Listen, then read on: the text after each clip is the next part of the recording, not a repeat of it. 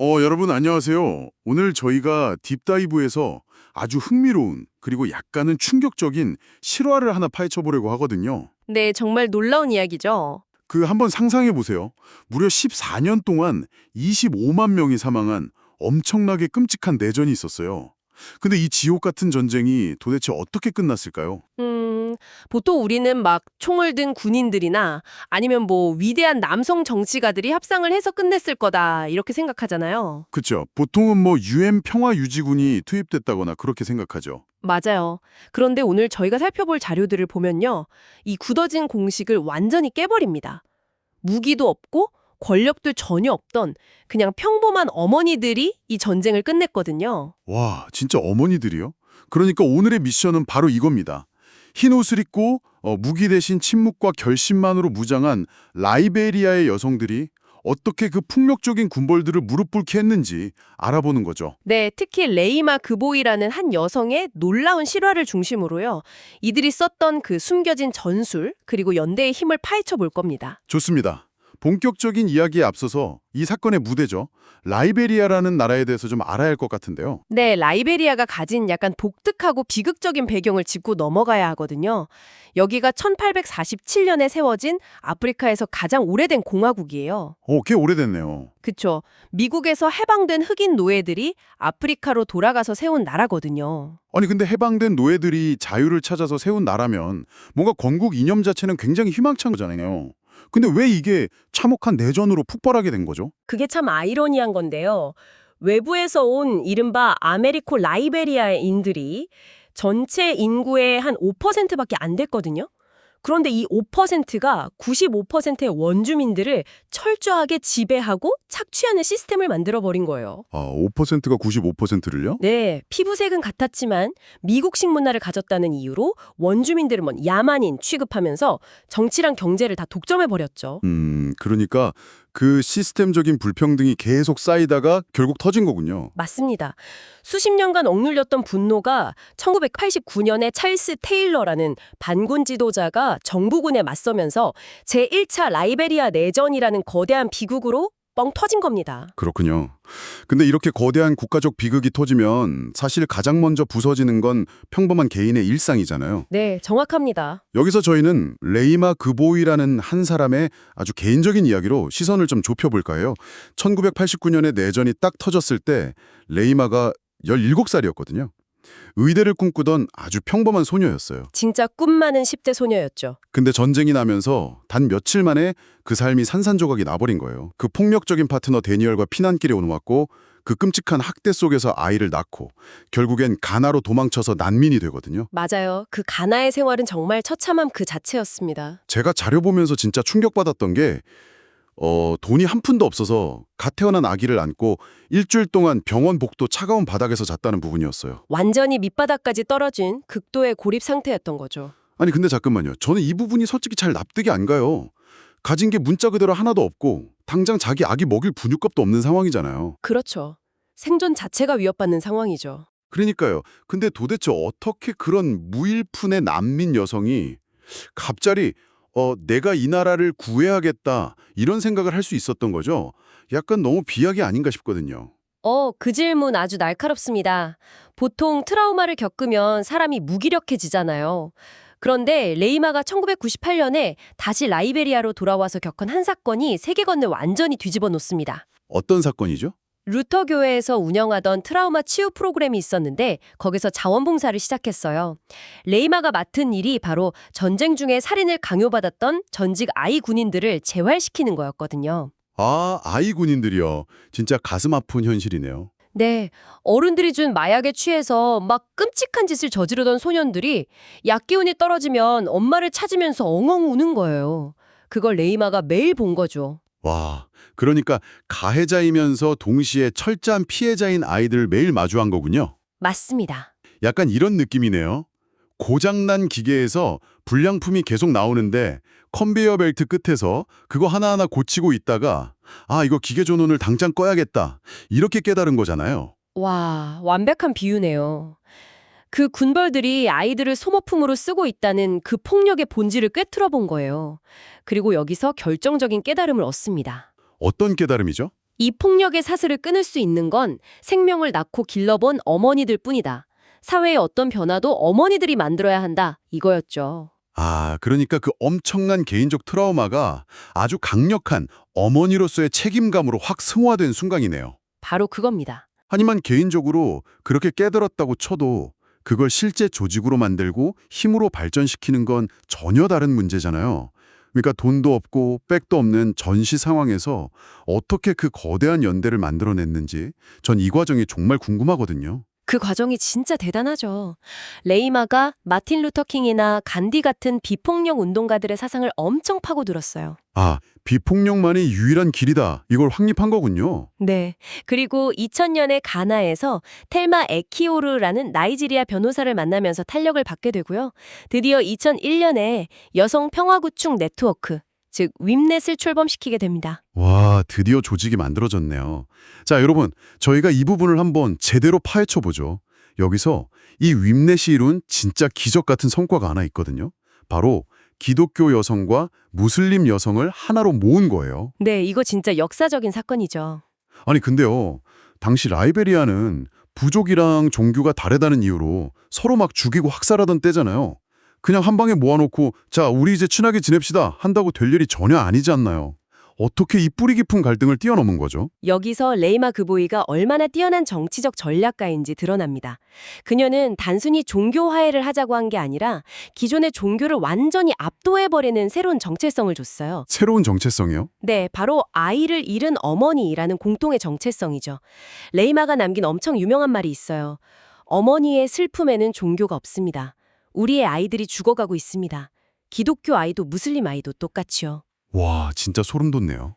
어머니의 슬픔에는 종교가 없다. 군벌들이 계속 니네는 기독교다, 무슬림이다 선을 그으면서 싸움을 부추길 때 여성들은 그 선 자체를 싹 지워버리고 어머니라는 이름 하나로 뭉쳐버린 거죠. 아, 그러니까 적들이 만들어 놓은 게임의 룰 자체를 엎어버린 거네요. 권력자들 입장에서는 이거 진짜 미치고 팔짝 뛸 노릇이었겠어요. 완전 통제 불능이잖아요. 여기서 정말 흥미로운 점이 바로 그겁니다. 거시적 관점에서 보면 독재나 군벌 통치의 핵심 전술이 분할 통치거든요. 아, 사람들끼리 서로 갈라져서 싸우게 만드는 거요? 그렇죠. 그래야 자기들 권력이 유지되니까요. 그런데 무기도 없는 이 평범한 여성들이 종교 장벽을 깨고 뭉쳤다는 건 군벌들 권력 기반 자체를 완전히 흔들어버리는 완전히 새로운 형태의 정치적 위협이었던 거예요. 진짜 똑똑하네요. 그리고 이렇게 뭉친 여성들이 드디어 2003년에 최악의 위기 속에서 본격적인 행동에 나서게 되죠. 제2차 라이베리아 내전이 터지잖아요. 네. 찰스 테일러 정부랑 반군이 수도 몰루아비아에서 막 격돌하면서 거리에 포탄이 쏟아지고 매일 시체가 쌓여가는 말 그대로 생지옥이 펼쳐집니다. 이때 라이베리아 여성 평화 행동이 시작되는데 전 이분들이 쓴 무기, 즉 전술이 너무 독창적이라서 깜짝 놀랐어요. 어떤 부분이 제일 놀라우셨나요? 매일같이 대통령궁 앞에 모였는데 막 소리 지르고 돌 던진 게 아니라 흰 천을 머리에 두르고 흰 옷을 입은 채 그냥 침묵으로 앉아 있었잖아요. 수천 명이 매일매일요. 네, 여기서 이 흰옷이 가진 숨은 문화적 의미를 꼭 짚고 넘어가야 합니다. 단순한 평화의 상징이 아닌가요? 서구권에서는 보통 평화나 순수를 상징하죠. 그런데 아프리카 전통사회에서 어머니가 흰옷을 입고 나선다는 건 완전히 다른 뜻이거든요. 어떤 뜻이죠? 바로 어머니의 저주, 그리고 극도의 분노를 뜻하는 엄청나게 강력하고 두려운 시각적 장치입니다. 와, 대박이네요. 그러니까 우리는 평화를 구걸하러 온 게 아니라 너희들이 심판하러 왔다. 이런 무언의 경고였던 거네요. 맞습니다. 시위 자체가 엄청난 압박이었죠. 그리고 제가 자료 읽다가 진짜 입을 다물지 못한 가장 파격적인 전술이 또 하나 있습니다. 바로 성파업이에요. 전생 끝날 때까지 남편이랑 절대 잠자리를 하지 않겠다 이거요. 아, 성파업. 이게 진짜 영리한 심리전이었죠. 아니 아프리카 전통사회에서 이런 파업이라니 남편들 반발이 진짜 어마어마했을 텐데 너무 대담한 거 아니에요? 그렇죠. 이 전술이 왜 천재적이냐면 보통 전쟁은 남성들에게 집 밖의 문제나 전선의 문제로 여겨지기 쉽거든요. 그쵸. 자기가 직접 총 드는 거 아니면 좀 무관심할 수 있죠. 네. 그런데 여성들이 침실에서 성관계를 전면 거부해버리니까 이 거대한 전쟁이라는 이슈가 남성들의 가장 내밀한 일상 한가운데로 훅 치고 들어온 거예요. 아, 그러니까 니네가 밖에서 평화를 안 만들어 오면 니네 집안의 평화도 끝장이다. 이렇게 압박을 한 거군요. 맞아요. 교회랑 모스크를 통해서 이 파업 지침이 전국적으로 쫙 커졌고 결국 무관심하던 남성들도 자기 일상을 되찾으려면 정치인들한테 평화를 요구할 수밖에 없게 된 겁니다. 와, 전선에 있던 전쟁을 침실로 끌고 오다니 진짜 기가 막히네요. 이렇게 매일 흰옷 입고 시위하고 집에서는 성파업하고 그러니까 결국 그 잔인한 찰스 테일러 대통령도 두 손주발 다 들고 평화회담장에 나가게 되잖아요. 네, 2003년 6월에 가나 아크라에서 평화회담이 열리게 되죠. 근데 여기서 또 문제가 터집니다. 남성 정치가들이랑 군벌들이 안전한 고급 호텔에 모여서 서로 권력 다툼만 하면서 서명을 차일필 미룬 거예요. 라이베리아에서는 포탄이 떨어지고 수백 명이 매일 죽어나가는데 말이죠. 아니 자기 나라 국민들은 피 흘리며 죽어가는데 자기들은 호텔에서 시간 끌고 있었다니 진짜 분통이 터지네요. 왜 그렇게 합의를 미룬 거죠? 이게 좀 기가 막힌데요. 경제적이고 물류적인 이유가 있었어요. 당시 회담 참석자들이 가나의 더 호화로운 호텔에서 지내면서 매일 막대한 체재비를 지원받았거든요. 아, 세상에.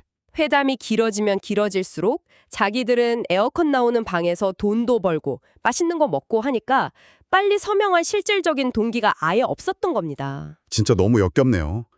이 소식을 듣고 레이마와 여성 대표단이 짐을 싸서 가나로 아예 날아가 버리죠. 그리고 2003년 8월 드디어 이 이야기의 극적인 클라이맥스가 펼쳐집니다. 네, 여성들의 인내심이 바닥이 난 거죠. 회담장 밖에서 계속 시위하던 여성들이 건물 출입구를 아예 막아버렸어요. 손에 손을 잡고 바리케이드를 치고서 이렇게 외치죠. 평화 합의가 이루어질 때까지 이 방 안의 남자들은 단 한 명도 나갈 수 없다. 그리고 남자들이 억지로 문을 여려고 하니까 레이마가 옷을 다 찢어버리겠다고 경고까지 하죠. 저는 여기서 진짜 핵심적인 의문이 하나 들었어요. 막 화가 난 정치가들이 소리 지르고 무장한 경비원들도 다가오고 있었잖아요. 근데 왜 그 경비원들이 그냥 힘으로 여성들을 끌어내지 못했을까요? 마음만 먹으면 무력으로 치워버리는 건 일도 아니었을 텐데요. 아, 그 부분이 바로 이 전술의 하이라이트입니다. 아프리카 사회에는 아주 무서운 금기가 하나 있거든요. 어떤 금기요? 바로 어머니에게 물리적인 힘을 쓰거나 특히 어머니가 옷을 벗어 던지는 모습을 보게 되는 것은 도덕적 파멸, 즉 끔찍한 저주를 의미합니다. 아, 저주요? 네, 만약 거기서 총을 든 경비원들이 여성들을 강제로 끌어내거나 폭력을 썼다면 그 순간 그들은 사회적으로 완전한 매장을 당하고 정당성을 싹 다 잃어버리게 되는 거였어요. 와, 미쳤네요. 그러니까 여성들은 무력 대신 자신들이 가진 그 어머니라는 문화적, 도덕적 권위를 역이용해서 총을 든 자들의 발을 꽁꽁 묶어버린 거네요. 정확합니다. 중무장한 군벌들이 평범한 흰옷 입은 어머니들 앞에서 완전히 옴짝달싹 못하게 된 거죠. 그리고 그때 시위하던 여성들이 다 같이 침묵을 깨고 평화의 노래를 부르기 시작했어요. 그 소리가 건물 안까지 쩌렁쩌렁 울려 퍼지고요. 물리적인 폭력이 도덕적인 힘 앞에서 완벽하게 굴복당한 순간이네요. 결국 이 압박을 못 견디고 2003년 8월에 찰스 테일러가 사임하면서 그 지옥 같았던 14년 내전이 드디어 끝을 맺습니다. 네, 무기 하나 없는 여성들이 평화를 만들어낸 겁니다. 진짜 들을수록 소름이 돋아요. 그 병원 복도 바닥에서 갓난아기를 안고 밤을 새우던 난민 여성이 군벌들을 무릎 꿇리고 나라를 구했다는 게요. 이 평화의 유산이 그 후로도 라이베리아를 완전히 바꿔놓잖아요. 맞습니다. 이 운동 덕분에 2005년 라이베리아 최초의 민주선거가 열렸고요. 거기서 엘렌 존슨 서리프가 아프리카 최초의 여성 대통령으로 당선되는 엄청난 결과로 이어지죠. 여성들이 적극적으로 투표장에 나간 결과였죠. 그리고 레이마 구보위는 이 경이로운 비폭력 투쟁의 공로를 인정받아서 2011년에 노벨 평화상을 공동 수상하게 됩니다. 현재도 구보위 평화재단을 통해서 청년과 여성 교육에 힘쓰고 있고요. 거시적으로 봤을 때 정말 많은 걸 생각하게 하는 이야기입니다. 총탄과 죽음이 난무하던 14년을 끝낸 건 첨단 무기나 대단한 권력이 아니라 잃을 게 없었던 어머니들의 얇은 흰옷 한 벌, 침묵, 그리고 결심이었어요. 네, 이 사건은 비폭력과 연대가 얼마나 압도적인 힘을 가질 수 있는지 보여주는 완벽한 역사적 증명이라고 할 수 있습니다. 자, 오늘 이 놀라운 진실을 함께 따라오신 여러분께 마지막으로 이런 질문을 좀 던지고 싶어요. 사실 우리는 살면서 돈이 없거나 지위가 없거나 힘이 없어서 짙은 무력감을 느낄 때가 많잖아요. 사실 일상에서 자주 느끼는 감정이죠. 네, 하지만 통신망조차 없던 전시 상황에서 오직 순수한 결심으로 뭉친 어머니들이 14년의 끔찍한 내전을 멈췄다면요. 오늘날 우리 삶에서 혹은 우리 사회에서 절대 풀리지 않을 것 같은 거대한 갈등 앞에 섰을 때 우리가 진정으로 찾아야 할 무기란 과연 무엇일까요? 무기와 힘에 대한 정의를 완전히 새롭게 써야 할지도 모르겠네요. 맞습니다. 어쩌면 세상을 바꾸는 진짜 힘은 이미 우리 내면의 작은 결심 속에 숨겨져 있는 건 아닐지, 이 강렬한 여운을 여러분 각자 한번 깊이 곱씹어 보셨으면 좋겠습니다. 오늘 딥다이브는 여기서 마칠게요. 저희는 다음 시간에 더 파격적이고 흥미로운 통찰과 함께 다시 돌아오겠습니다. 네, 감사합니다. 감사합니다.